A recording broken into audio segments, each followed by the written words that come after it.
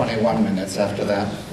I'm going to make this as fast as I can because this is a 25-minute presentation that I'm going to do very, very quickly. First of all, a little bit about me. I'm the reflective kid in the middle here, and when I asked my wife, why is it that my family, my cousins and that, are so dark, and I'm not the light one because these are my cousins on either side, my wife said, well look, the village that your cousin's family came from was raped and pillaged by the Mongols, whereas the village that your family came from was raped and pillaged by the Vikings. So it seems that I'm one of you, even though I'm from Vancouver.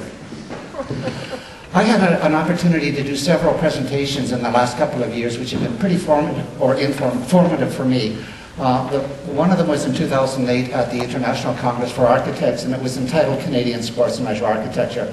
Put together some really good examples of Canadian architecture. And then 3 months later, I did another presentation for the World Leisure Congress in Quebec City. And this one was called New Facility Design. Are we losing sight of social sustainability? And my objective here was to take a look at all those neat buildings that I had seen and presented on, but look at them not through an architect's eyes, but through the eyes or the lens of social sustainability. And you start to realize that some of the things we're doing architecturally do not really support public engagement in terms of what these buildings should be doing. Based on that presentation, Ontario, which is a province in Canada, asked me to extend it from a 15-minute presentation to about an hour and a half, and I changed the title to Beyond Sustainability to Socially Relevant Design. So for me, relevance is a huge, huge issue. Okay, Vancouver. I'm here representing Vancouver, so the first thing I'm going to do is what all Vancouverites do. We brag. We brag about how great our city is, how beautiful it is, and just it's the best place to live. These are pictures from the Vancouver website, but there's a wealth of information that says, yes, it is the best city, it is the best city. And we like pointing this stuff out. You know, the Economist Intelligence says we are, if you were an unintelligent economist, you would agree with them that, you know, it's just a terrific place to be. I'll whip through that, though, because really want to understand what Vancouver is. This is an aerial shot of the city and the surrounding area. That's Vancouver, bordered on the bottom by a river, on the east, which is to the right by a property line, and to the north and to the west by water. So the city cannot grow in terms of its area, it can only grow up. To the north of it, and I'm only bringing this up because I'm going to refer to it later, is Grouse Mountain, but you can see from this image that to the north of us, we just have spectacular mountains everywhere. So looking at that specific picture window and looking at Vancouver, there were two really smart things that our founding fathers did for us. One of them was to dedicate a space of green to one of these edges that sticks out into the water, and that's our beloved Stanley Park. And the other was to do the same with the other projection into the water, and that's the University of British Columbia endowment lands. And those are really key elements in terms of defining the city and the experience there. For this presentation, I want to divide the city into quadrants and then speak to one quadrant only, the most urban of those quadrants. So Vancouver is divided east and west by Main Street and north and south by First Avenue. And it's this zone that I want to talk about because traditionally this has been the area of high density for residential. And when I say high density, we're talking 20-story buildings and as such, and it's been that way for 30 or 40 years. It's been the most dense area on the continent for quite a while. It's also the urban context, the business core for the city of Vancouver. So looking at how people recreate in that zone was, to me, what this presentation was all about and how I dovetailed into this particular theme. So I'm going to look at both of those windows, the top one being the top one being Stanley Park, the bottom one being False Creek. So that's Stanley Park, huge, huge benefit to the city, surrounded on all sides by water. And the more enclosed Falls Creek area, largely an industrial zone, or was an industrial zone. Part of my thesis was that Vancouver doesn't really have good recreation facilities. When you look at rinks, which are iconic for a Canadian city, we've got 8 rinks. And you can see that rink number 8 is the only one that's in that highly dense urban core. So you could say that the rinks are well distributed among the city, but the city is incredibly undersupplied. We like to have 1 rink per 10,000 people. We've got 600,000 people. We're just nowhere near that. Sorry, I'm just going too quickly here. In terms of pools, a little bit better distribution, but in that urban core, You see pool number 9, which is an indoor pool, Olympic-type facility, and pool number 14, which is an outdoor pool. Those are the only 2 pools that service a very large population, a small population area, large population base. In terms of beaches, that crescent between Stanley Park and the University Endowment, which is the gray area, is where our beaches are. We've got others, but that's where people primarily recreate when it comes to beaches. The thing I want to talk about is our seawalk. I wanted to talk about one thing specifically and how it's such a positive aspect to the city. So I'm going from my office, which is that little red line, the bottom of it, and I'm going to head to the water. I'm only about 4 blocks from the water, and then start to travel towards the traditional starting of our seawalk.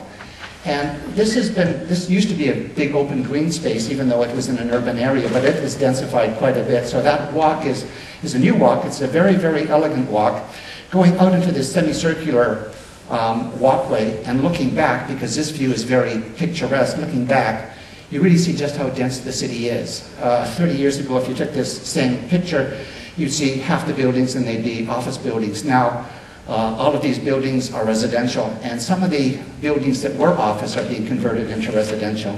So a very dense and lively urban context. Going to that starting point for the seawalk and continuing now along the traditional seawalk to where it kind of gets a little bit skinny there. And I'm just going to start showing these pictures so you can see the variation or the look of the thing. Just phenomenal views to the city. And when you do this seawalk, you really do understand your city. And you understand its context as well, depending on where around Stanley Park you are. This is a highly tourist area because this is where the seawalk and the tour buses tend to collide.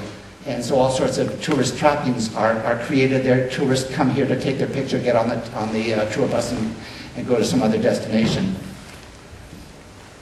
Going to this point and continuing now around Brockton Point, we start to get a different kind of experience with the city. This is a cannon that fires a load every noon to designate noon in the city of Vancouver. We're starting to look away from the city and see the northern mountains and the North Shore. And when we get to the lighthouse, to Brockton Point, we are about to go through a different kind of experience. Some of these experiences have tended to meander on land, fairly close to the water. Now we get into experiences that are right at the water's edge. And we see a totally different dynamic and a totally different vista. Now our back is to the city. We are going towards Lions Gate Bridge, which is that bridge at the top. And we're looking towards the industrial side of the inlet, which is North Vancouver. There's a lot of recreating that still happens on people's own terms. This seawalk is used by bicycles, rollerbladers, and walkers and joggers. And that little stone in the, stone in the water there, we know a good idea when we see it. It's also an area that really underscores the ethnicity of the place. Vancouver is very multicultural, and we celebrate that in what we do. There are a number of play areas along the seawalk. This one you wouldn't get to by going on the seawalk. The seawalk crosses paths with a parking lot just off to the left so that you can drive fairly close to this thing. As we get to Lions Gate Bridge, we go through yet another experience. Now this is on the north and west side of Stanley Park, and we see a more natural kind of experience. The seawalk is built on a very craggy, kind of rocky subbase, and it just cuts into the cliff.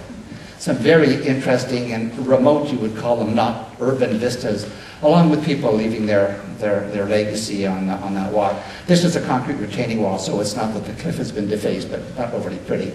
But it's a sense of history. And the rock, apparently a man that was frozen as a symbol of immortality. And he still seems to be able to sire some offsprings. This is just beyond, and you see these little rock formations all along the seawalk. As we continue along the seawalk, we see a little bit of nature. We start to engage with the city again. We get to the landscape bit back into an artificial, I'll call it, urban environment. And the last little stretch of the Stanley Park portion of it, it takes us to back into the urban and landscape domain and the newest outdoor pool in Vancouver. And I want you to keep this one in your mind because to me it's a horrible example of pools, and we'll get back to it and what you folks are doing in this country that is a much better precedent. So now we're just meandering down into the residential neighborhood on the north side of Falls Creek, and very quickly we'll get into that other zone, the Falls Creek map that I showed previously. These pictures were taken about 9, 10 in the morning, and it was pretty cold. It was sunny but cold when I took these and did the walk, and still a lot of joggers and walkers on this sea walk. Looking back at the old residential that we're about to leave, and now coming into the Falls Creek area and up to Granville Street Bridge. And it's just more of the same. The other side of the inlet, Falls Creek, is got our planetarium, our museum. The tents off to the left are our Shakespearean Festival.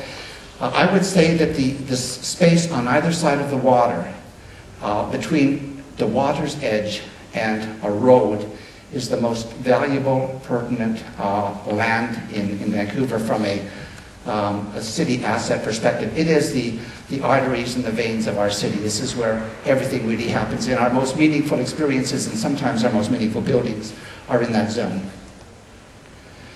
So we're coming up to the Burrard Street Bridge, and I'll just add a quick note here. This bridge, the oldest bridge in the city, 3 lanes, one way, 3 lanes the other way, a 6-lane bridge. One lane is being totally dedicated